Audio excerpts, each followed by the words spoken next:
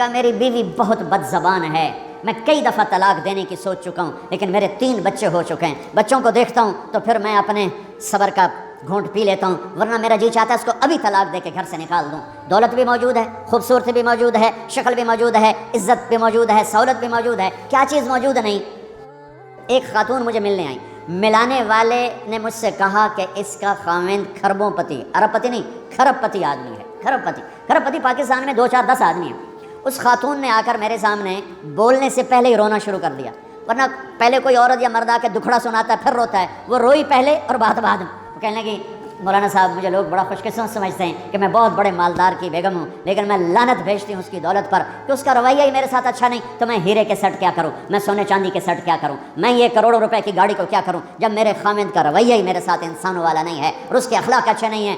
میں آگ لگا دوں اس ساری دھن دولت کو، مجھے محبت چاہیے، اخلاق چاہیے، وہ کوئی نہیں اس کے پاس۔ چند دن بعد دوسرا واقعہ سنا، ایک نوجوان بڑا خوبصورت، وہ بھی اسی طرح لیکن اتنا مالدار، کافی مالدار، وہ آ کے میرے پاس بیٹھ کے رونے لگا، مولانا صاحب اب میں کیا کروں، میری زندگی برباد ہو گئی، میرا اتنا عالی شان گھر ہے، اتنی اچھی میری کمائی ہے، آمدنی ہے، لیکن میں کیا کروں۔ یہ اسی کے الفاظ بتانے لگا ہوں، میری بیوی کی زبان 20 فٹ لمبی ہے، میں کہا رکھ دی کتنے 20 فٹ چاہتے، میں کہا بچوں 19 فٹ کٹ دے شاید کچھ کم بڑھ جائے، کہ میری بیوی بہت بد زبان ہے، میں کئی دفعہ طلاق دینے کی سوچ چکا ہوں، لیکن میرے 3 بچے ہو چکے ہیں، بچوں کو دیکھتا ہوں تو پھر میں اپنے صبر کا گھونٹ پی لیتا ہوں، ورنہ میرا جی چاہتا ہے اس کو ابھی طلاق دے کے گھر سے نکال دوں۔ دولت بھی موجود ہے، خوبصورتی بھی موجود ہے، شکل بھی موجود ہے، عزت بھی موجود ہے، سہولت بھی موجود ہے، کیا چیز موجود نہیں؟ اخلاق موجود نہیں، حسن سلوک موجود نہیں، پیار محبت موجود نہیں۔ اب اپنے گھروں میں اگر خوشی دیکھنا چاہتے ہیں، ہر رشتے کو اگر آپ آباد کرنا چاہتے ہیں تو میرے نبی والی محبت دینا سیکھیں، میرے نبی والی محبت دینا سیکھیں، اپنے بچوں کو بھی، اپنی اولاد کو بھی، اپنے بہن بھائیوں کو، اپنے ماں باپ کو، ساس بہو کو، بہو ساس کو، سسر بہو کو، بہو سسر کو، بھائی بھائی کو، بہن بہن کو، اللہ کے واسطے برداشت کرنا سیکھو۔ مجھے میرے رب کی قسم ساری دنیا کا چین و سکون برداشت میں ہے، صبر میں ہے، صبر میں ہے، صبر میں ہے۔ زبان ایک نوجوان میرے پاس آیا، کہا جی میری بیوی سے لڑائی ہوتی، مجھے کوئی تعویذ دو۔ میں نے کہا بیویوں پہ تعویذ اثر ہی نہیں کر سکتی۔ کہنے کا کیا کروں؟ میں نے کہا ایک عمل بتاتا ہوں، سنت عمل، کہ 1-2 لقمے اپنے ہاتھ سے بیوی کو کھلا دیا کرو۔ وہ کہنے لگا اس سے کیا ہوگا؟ میں نے کہا تو تم دیکھو گے، پھر میں پوچھوں گا تم سے کیا ہوگا۔ میں نے کہا یہ سنت عمل ہے، اس سے محبت بڑھے گی۔ کوئی 8-10 دن گزرے تو اس کا فون ویسے آ گیا حال احوال پوچھنے میرا، تو مجھے اپنی بات یاد آ گئی۔ میں نے کہا میری بات پہ عمل کیا تھا؟ کہنے لگا نہیں۔ میں نے کہا کیوں؟ کہنے لگا شرم آتی۔ میں نے کہا لڑتے ہوئے شرم نہیں آتی؟ کبھی کوئی کمزور سے بھی لڑتا، عورت تو بیچاری کمزور ہے، چلو یہاں کی عورتیں طاقتور ہیں، سنا ہے کہ بڑی شیرنیاں ہیں اور ان کے خامد سارے بکری یہ شیر ہیں، الٹا ہی کام ہے، یہاں عورتیں شیر ہیں، خامد بکریاں ہیں۔ چلو بھائی تم مہربانی کر کے اپنے خامدوں کو عزت دو، اور ان سے کہتا اپنی بیویوں کو عزت دو، محبت سے رہو۔ تو میں نے کہا بے وقوف، کبھی کمزور کے ساتھ بھی کوئی لڑتا ہے، اس میں تمہیں شرم نہیں آتی؟ اور اس میں شرم آتی ہے سنت۔ میں نے کہا چل کر اور مجھے بتا۔ کوئی 2 گھنٹے بعد اس کا فون آیا کہ مولانا دوپہر کا کھانا تھا، میں نے اپنی بیوی کے منہ میں لقمہ جو دیا نا تو اس کا منہ وہیں کھلا رہ گیا۔ وہ کہنے لگی تو نے خود تو کیا نہیں، کسی نے تجھے بتایا ہے؟ کس نے بتایا؟ تو بتا، تیرے اندر یہ ظرف نہیں ہے، تمہیں یہ سبق کس نے پڑھایا ہے؟ اس نے کہا مجھے یہ سبق مولوی طارق جمیل نے پڑھایا۔ تو کہنے لگا میری بیوی نے ایسے اپنی جھولی اٹھا لی اور کہا مولوی طارق جمیل اللہ اس کے بچوں کو سلامت رکھے جس نے تمہیں انسان بنایا۔ میرے بھائی بہنوں صبر کرنا سیکھو۔ ہماری ایک دھوبن تھی ماسی شریفہ، مر گئی بیچاری، تو وہ آگے میری بہن کے پاس، چھوٹا قد، موٹی ڈٹی تو بڑی لڑک کے، پوری شیرنی۔ وہ آ کے کہنے لگی میری بہن کو، اور میری بہن تو چنگی طرح جان دی ہے، بی میری نوواں بڑیاں لڑ دیا، میں نے کوئی تویز دے ساریاں میری نوکر بن جان۔ اب میری بہن کو پتا تھا کہ سارا لڑائی کا تماشا تھا، ماسی شریفہ تو شروع ہوتا، ادو تو ہوتا ہی کچھ نہیں، بیچاریاں معصوم جیاں چھوٹیاں چھوٹی عمر دیاں۔ تو میری بہن نے ایک تعویذ بنایا اور اس کو یوں رول کر کے نا اس کو کہا ماسی شریفہ ہوں جس لے تیری لڑائی ہوئے نا اس تعویذ تو چک مار کے بہ جانا ہے تے چھڑنا نہیں، جے تو چھڑیا تو مر جانا، یہ پکا کر کے رکھیں۔ اس نے کیا کیا؟ ماسی شریفہ کو چپ کروایا۔ اب ہمارا دیہاتی ماحول ہے، تعویذوں کی بڑا عقیدت ہے، صحیح تعویذ تو اثر کرتے ہیں لیکن اکثر تو ہیرا پھیری والے بیٹھے ہوئے ہیں سارے، تو اللہ ماشاء اللہ۔ تو 8ویں دن وہ آ گئی، بی بی تو بڑا چنگا تعویذ دیتا، ساری لڑائی ختم ہو گئی۔ کیوں کہ ماسی شریفہ چپ ہو گئی۔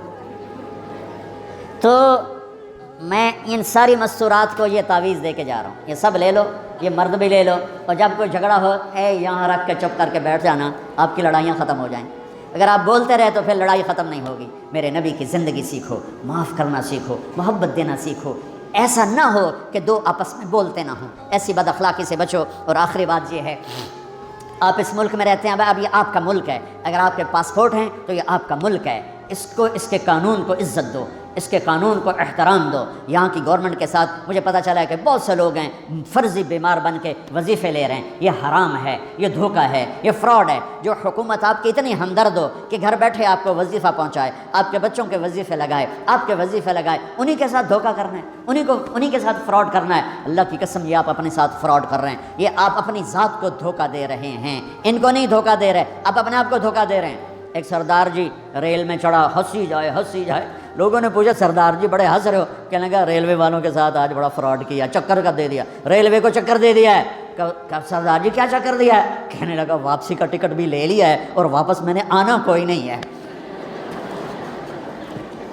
میں کہا سردار جی اپنے آپ نے چکر دیتا ہے تسی تو جتنی دو نمبری کرنے والے ہیں یہ اپنے آپ کو چکر دینے والے ہیں۔ اللہ کے واسطے اس حکومت کا نہ ٹیکس چراؤ، نہ ایسی دو نمبری کرو، نہ یہاں کی بچیوں کو دھوکہ دے کر کاغذ بنانے کے لیے شادیاں کرو۔